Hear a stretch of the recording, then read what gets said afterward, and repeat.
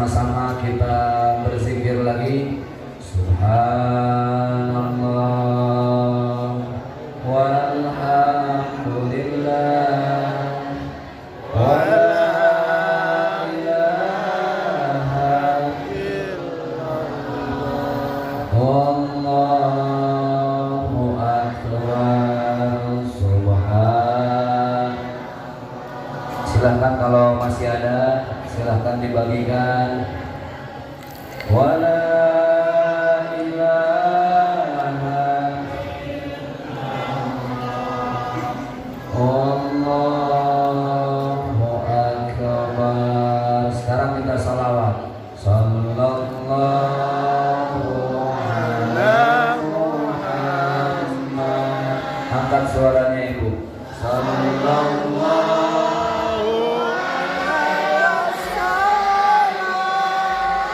lebih keras. Sallallahu ala Muhammad. Sallallahu alaihi wasallam. Lagi. Sallallahu ala Muhammad.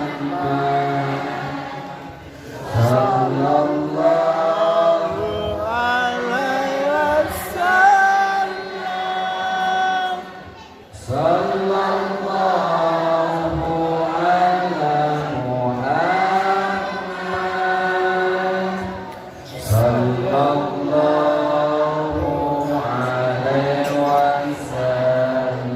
sekali lagi. Sallallahu. Ya, mohon dipercepat. Ayahanda yang memberikan konsumsinya.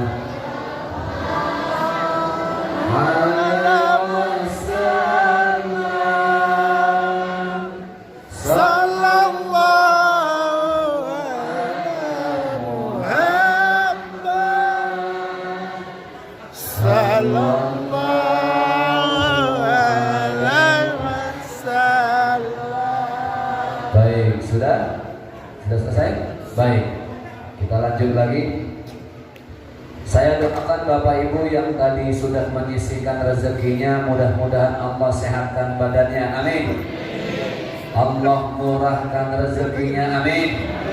Allah sakinahkan keluarganya, Allah lunaskan hutang-hutangnya. Oh, Masya Allah, hatinya ini kelihatan wajah-wajah banyak cicilan ini. Amin. Ibu mau hutangnya lunas? Kurang semangat. Kok mau hutangnya lunas? Amin. Mau hutangnya lunas? Amalannya cuma satu. Saya kasih amalannya, nanti amalkan. Apa amalan supaya hutang lunas? Cuma satu. Bayar.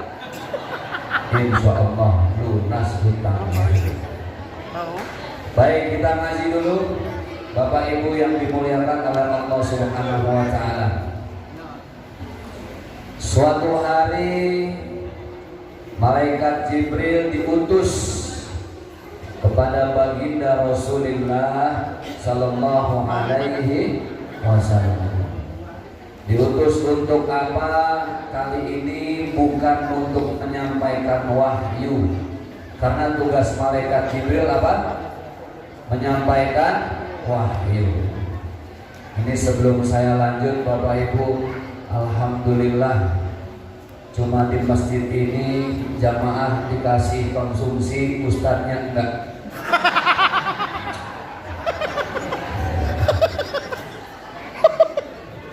Ustadznya cuma bisa ngeliatin Bapak sambil kering sama sambil ngomong. Sudah nasibnya Ustadz Pak, nggak apa-apa. Tadi siapin nggak apa-apa, yang penting dibungkusin. Ya, kalaupun dibungkusin alhamdulillah, kalau nggak dibungkusin ya na'udzubillah. Malaikat Jibril turun ke bumi menemui baginda Rasulullah sallallahu alaihi. Kali ini bukan menyampaikan wahyu, tapi menasehati. Saat itu malaikat Jibril diturunkan oleh Allah di diutus bertemu kekasihnya di tengah-tengah bulan Ramadan. Di tengah-tengah bulan Ramadan ada nasihat dari malaikat Jibril, titipan Allah untuk kekasihnya. Apa kata malaikat Jibril setelah bertemu dengan Rasulullah dan saat itu di bulan Ramadan? Kata malaikat Jibril kepada Muhammad, ya Muhammad, wahai Muhammad kekasih Allah, Isma syi'ta fa innaka mayyitun. Wahai Muhammad, hidup seperti apa saja bebas, silahkan. Mau bagaimanapun tidak ada yang melarang dan tidak jadi masalah. Tapi ingat Muhammad, Allah menasehatimu, fa innaka mayyitun. Setiap umatmu bahkan engkau suatu saat akan menjadi mayyit. Itu pasti, Pak. Rasulullah dikasih umur oleh Allah berapa tahun? 63 tahun. Berapa tahun, Bu? 63. Bu, oi, masih hidup? Bawaan masih ada? Di sini doang saya ceramah lapar, Pak. Fa innaka mayyitun. Muhammad, kamu akan menjadi mayit. Hati-hati. Rasulullah cuma 63 tahun selesai. Jadi kalau ada bapak-bapak yang malam ini umurnya 65, banyak-banyak bersyukur, bonusnya sudah berapa tahun? 2. Yang malam ini kalau bapak ibu umurnya ada yang 60, siap-siap 3 tahun lagi. Yang kasihan yang malam ini umurnya 62 tahun 11 bulan 29 hari. Kapan mati? Besok itu. Makan yang enak-enak, nikmati pastel dan bakwan. Besok sudah tidak ada umur lagi. 63 tahun, tapi sayangnya tidak semua manusia sampai pada umur kepala 6. Betul nggak? Almarhum Ustadz Jeffrey Al-Bukhari lebih muda, 20 tahun lebih muda, 40 tahun beliau meninggal. Almarhum Ustadz Arifin Ilham 50 tahun lebih muda. Al-Mukarram Syekh Ali Jaber 44 tahun selesai. Tengku Zulkarnain yang tadi Ustadz Fatih sudah menyampaikan kurang lebih 50 tahun. Umur tidak ada yang sama. Kenapa Allah merahasiakan umur kita? Karena Allah mau kita menganggap hari ini adalah hari terakhir, sehingga ketika kita ingin berbuat dosa, kita mikirnya panjang. Jangan-jangan di saat saya lagi gibah, tahu gibah? Saat saya lagi fitnah, ngomongin tetangga yang baru beli mobil Oto, orang sini bilang mobil Oto, bilang motor Honda, walaupun mereknya Yamaha. Ibu gibah fitnah tetangga yang baru beli Oto, tiba-tiba ketika bergibah selesai serangan jantung.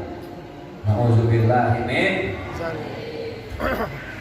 Saya tadi siang di YouTube jam 2 saya iseng-iseng saya searching sakaratul maut di YouTube. Ternyata banyak orang yang meninggal. Nanti Bapak cari di YouTube. Meninggal mendadak sakaratul maut. Ternyata banyak orang yang meninggal itu, Pak, seolah-olah melihat malaikat maut di kemanapun. Matanya terbelalak, kaget. Mungkin bayangannya baru kali itu dia melihat sosok yang begitu bersih, putih, besar, tinggi. Kaget. Tiba-tiba ketika melihat dia kaget, meninggal. Jadi inilah nasihat dari malaikat Jibril, fa innaka mayyitun. Kita semua bakal jadi mayyit, tinggal nunggu antrian saja. Sayangnya tidak ada yang tahu siapa di antara kita yang duluan. Bisa jadi Bapak Ibu duluan, saya belakangan, atau sebaliknya saya belakangan, Bapak Ibu duluan. Ada yang tahu? Karena tidak ada ciri-cirinya. Ada yang sudah dirawat di rumah sakit berbulan-bulan, selang dari mana-mana, tidak mati-mati. Ada yang lebih duduk dengerin pengajian, mati. Kullu nafsin dha'iqatul maut.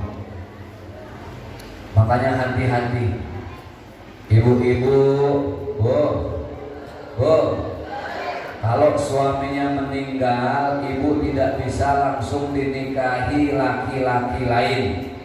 Ada masa tunggu, ada masa indah. 4 bulan 10 hari. Jadi ibu-ibu yang suaminya baru meninggal 3 hari jangan ganjen, jangan pecicilan. Tahu pecicilan Pak? Ganjen, mejeng di depan rumah, nggak boleh lihat laki-laki berondong lewat. Ada masa indah 4 bulan 10 hari yang suaminya wafat. Yang diceraikan suaminya sama, tidak bisa langsung dinikahi, masa indahnya lebih sebentar, 3 bulan. Tapi kita Pak, laki-laki, pria, para suami, ada masa indah apa tidak? Pak, kurang tegas laki-laki jawabnya. Ada masa indah apa tidak? Mantap.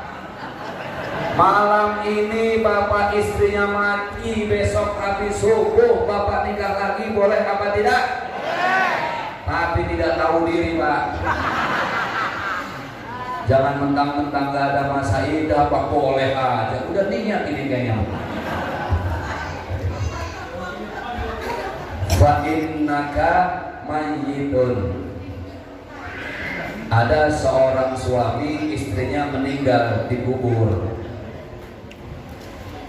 Baru dikubur pagi, siang datang lagi nyiramin kuburan Pak. Sore datang lagi, malam datang lagi, terus sehari lebih dari 3 kali. Yang lainnya kagum, ya Allah, ini suami saya banget sama istrinya. Seolah-olah sehidup semati, istrinya sudah dikubur masih didatangi, disiram, sayang sama istri. Itu banyak yang nanya ke suami tadi yang selalu nyiram kuburan istrinya, Bapak gak bisa move on ya dari istrinya. Kok sayang banget setiap waktu disiram kuburannya. Kata suaminya, bukan begitu Pak, istri saya selagi hidup sering bilang sama saya, kalau nanti saya meninggal, kamu jangan nikah lagi ya ayah sebelum rumput kuburannya tinggi. Jadi setiap hari saya siram supaya cepat tumbuh itu rumputnya.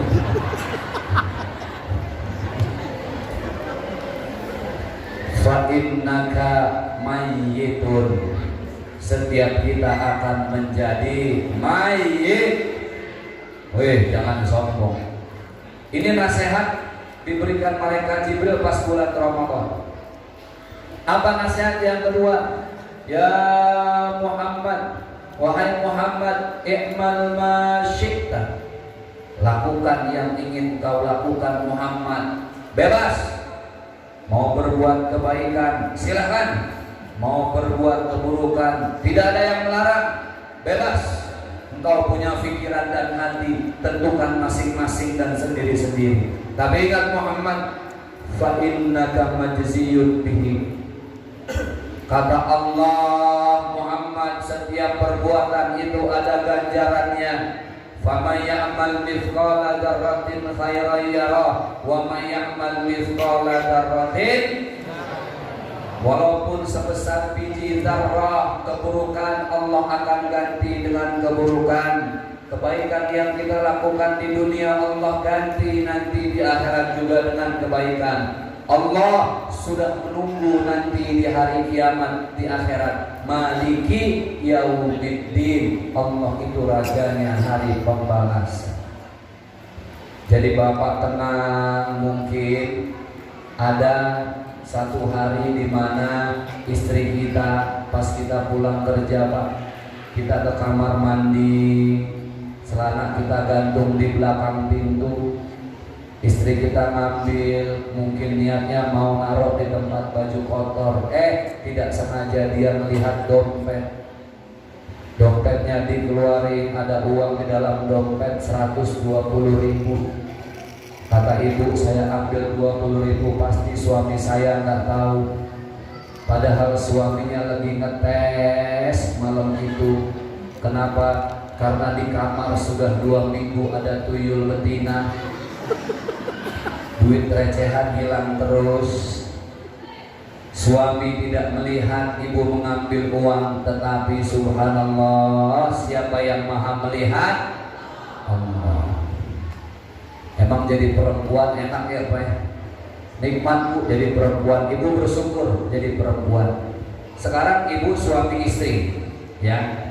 Ibu punya dosa, ibu bikin dosa di dunia, yang tanggung jawab di akhirat siapa? Enak deh Pak. Yang tanggung jawab siapa? Suami bikin dosa, yang tanggung jawab siapa? Dia sendiri yang tanggung jawab. Sekarang masalah uang beda. Uang suami ya uang istri ya uang menang banyak. Padahal yang banting tulang suami apa istri? Suami. Yang peres keringat siapa? Suami. Yang pergi pagi pulang malam siapa? Suami. Yang cari duit? Suami. Yang ngabisin duit? Enak. Ada suami badan sehat perkasa tapi tidak kerja, menganggur di rumah saja, dosa. Karena laki-laki wajib mencari nafkah, tapi istri di rumah saja dapat dosa apa pahala? Enak jadi perempuan, padahal yang diurus cuma 3 tempat: dapur, sumur, apa Bu? Dapur, sumur, kasur. Yang paling nikmat ibu urus yang mana?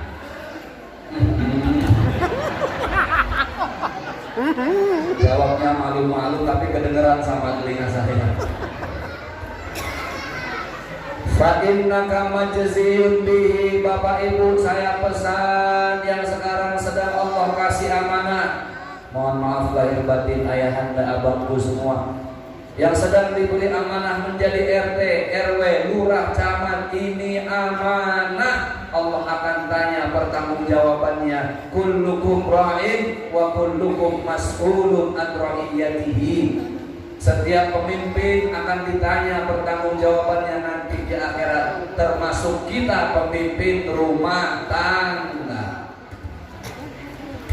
Makanya sebentar lagi tahun 2024, tahun politik. Betul nggak Pak? Nah, ini tahun 2024, alhamdulillah nanti banyak manusia yang menjelma jadi malaikat baik. Ibu tenang, di rumah sembako bakal penuh. Betul nggak Bu? Minyak sayur ada. Saya mau tanya khususnya sama ibu-ibu, jawab yang keras, jujur, jangan ada dusta antara kita. Tahun 2024 kalau ada orang yang ngasih minyak sayur, ambil apa enggak? Ambil Bu, rezeki jangan ditolak. Perkara nanti milih siapa belakangan, setuju? Mantap. Ada yang ngasih sembako, ambil enggak? Ada yang ngasih minyak sayur? Ada yang ngasih beras? Ada yang ngasih sikat gigi? Masya Allah, ibu ketahuan amat susah Bu. Sampai sikat gigi masih diambil Pak.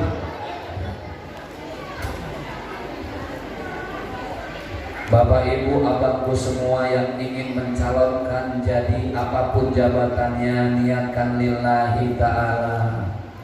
Berat Pak, jangankan jabatan, saya pakai baju koko, kancingnya ada 7.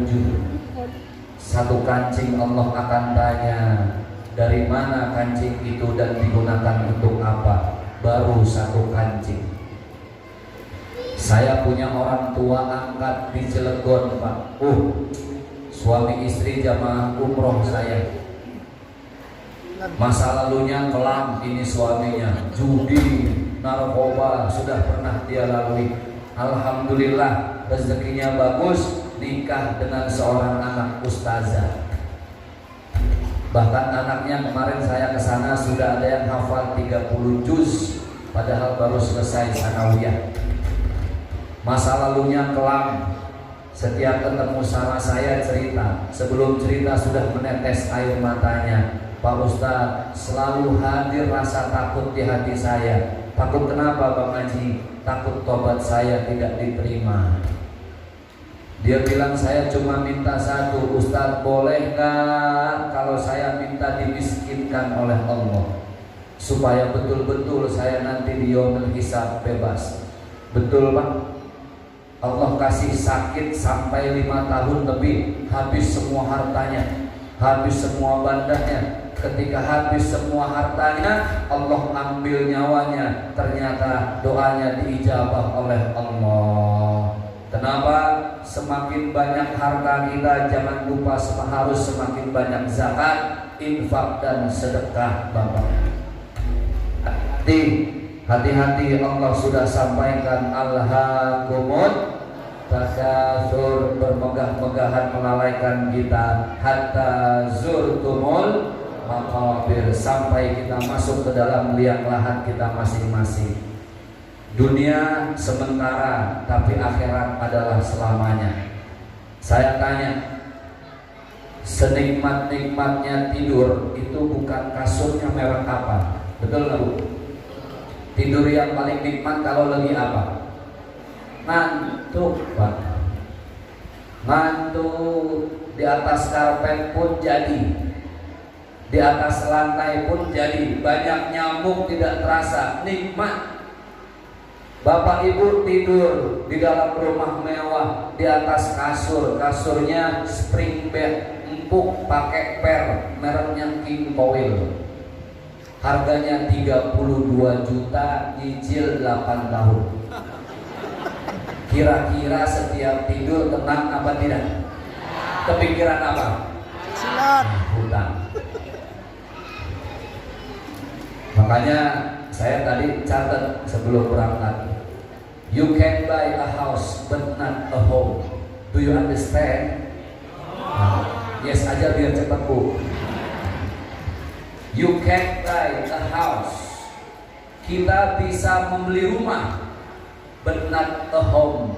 Tetapi kita tidak bisa membeli tempat tinggal, karena tempat tinggal yang mahal itu adalah ketenangan. Makanya Rasul bilang, baiti jannati, rumahku adalah surgaku. Ibu di rumah bersama suami saya mukanya biasa-biasa aja Pak Ustaz. Ada yang satu lagi, rumahnya mewah, suaminya ganteng, tapi suaminya marah-marah terus. Ibu pilih mana, punya suami ganteng marah-marah terus, apa suami jelek tapi senyum terus? Ayo pilih mana Pak? Ganteng marah-marah, jelek senyum terus, mending yang mana? Mending yang jelek. Kita sering ketipu sama casing. Makanya yang jomblo-jomblo, wahai jomblowati dan jombloan, duhai jomblo-jomblo sejati, jangan cari jodoh di sosmed. Betul nggak? Sering ketipu sama Facebook, Instagram, dan TikTok. Di TikTok kita lihat fotonya, aduhai, putih, merona, pipinya merah. Pas ketemu langsung, barongsai. Hati-hati.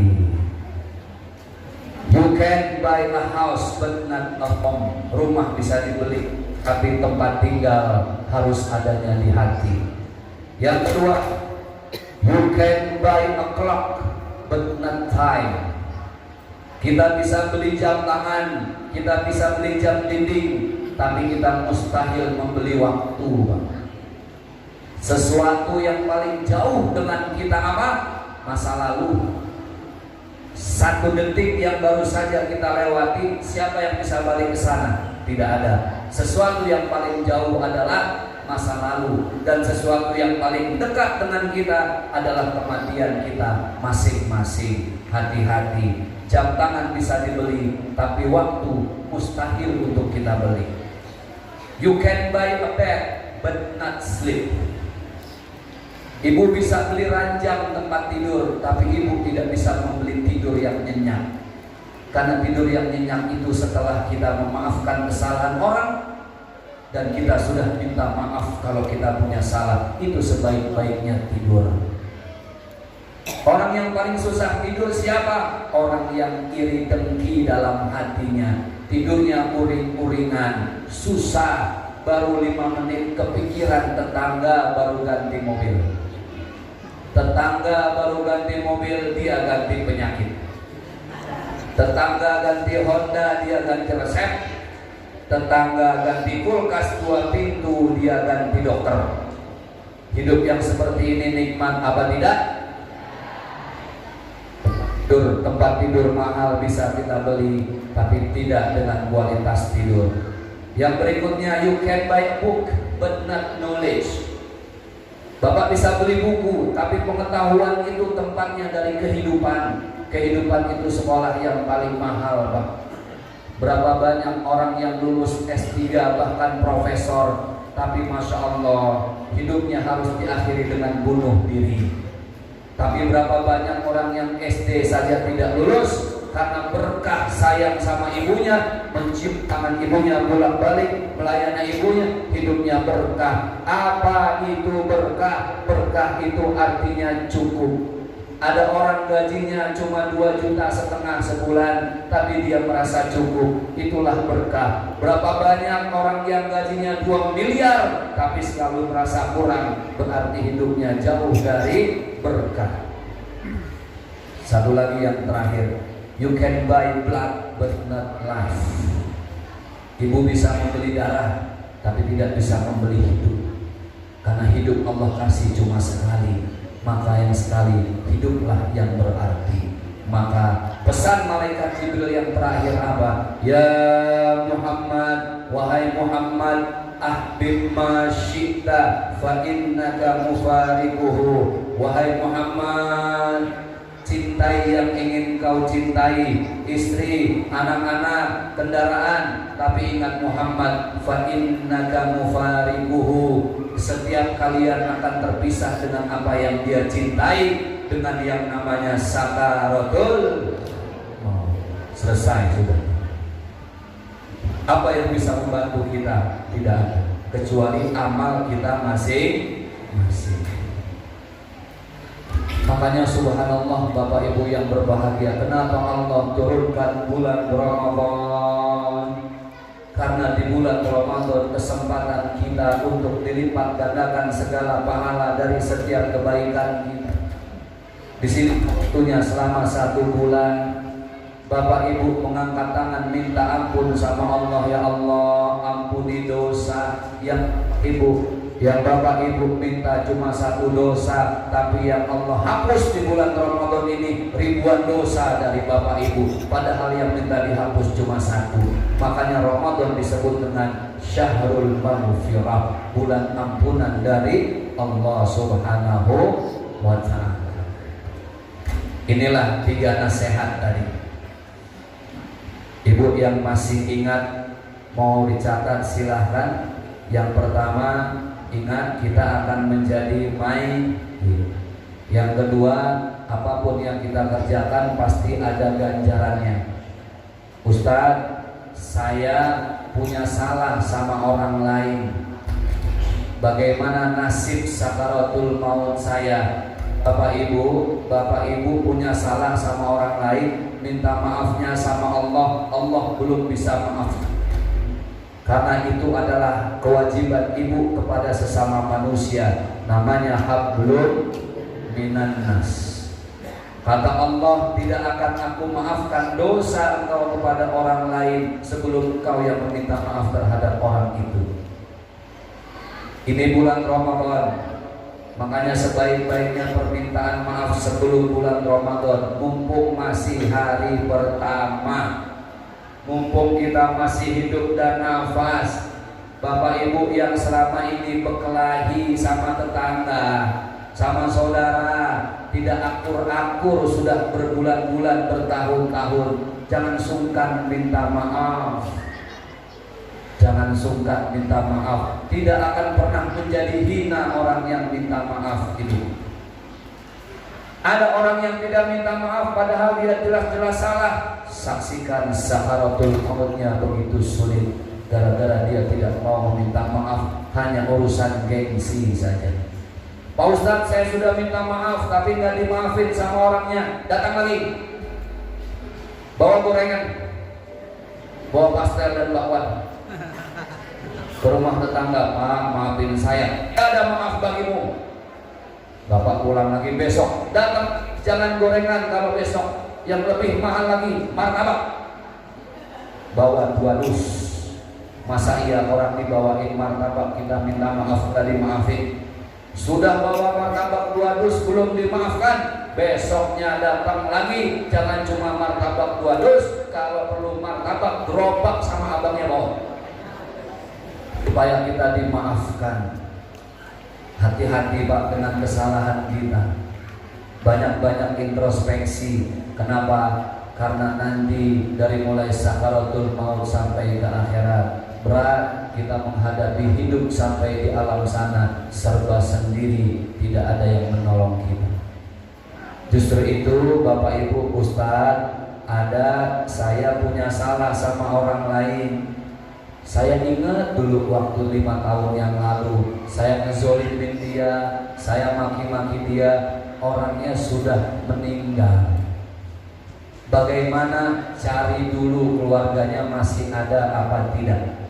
Minta maaf melalui keluarganya, minta ridho, dan banyak-banyak doakan orang itu yang pernah kita sakiti, yang pernah kita sakiti dan sudah meninggal dunia. Yang berikutnya banyak-banyak bersedekah, niat pahalanya untuk orang tersebut. Bapak Ibu yang dimuliakan oleh Allah Subhanahu wa Ta'ala, di malam hari ini kami hadir, ingin kami mengajak Bapak Ibu sama-sama kita melembutkan hati. Banyak hal yang bisa melembutkan hati. 1, zikir, 2, sholawat, 3, sedekah. Dalam Islam ada zakat, ada infak, ada sedekah. Zakat itu ada ukurannya Pak.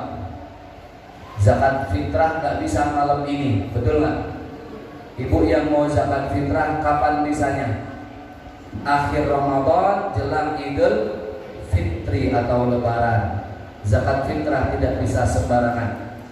Infak lebih fleksibel, lebih lentur lagi. Infak bisa kapanpun, tapi dia harus berwujud, berbentuk. Bapak ngasih karpet ke masjid, infak. Bapak kasih semen, infak. Ada lagi yang lebih luas, tidak harus berwujud, apa namanya? Sedekah. Bahkan dengan senyum saja Bapak Ibu bisa jadi sedekah. Ada anak muda Pak, nggak pernah sedekah, pelit, bin korek, bin medit. Kalau orang Betawi bilang medit itu sepelit-pelitnya manusia, dibilang yang medit, pelit. Makanya kenapa dulu sinetron Islam KTP ada orang yang pelit namanya Bang Madit, betul nggak? Itu diambil dari bahasa Betawi, medit, saking pelitnya, sedekah aja dia catat Pak. Dia bawa buku kemana-mana, kalau masih ingat dicatat. 1 sak semen untuk Masjid Darul Mutakin dia catat. Ini ada anak muda pelit, bin korek, bin medit, biangnya pelit. Bawa uang dia 110.000. Pas kotak amal lewat, seret, dia ambil 10.000.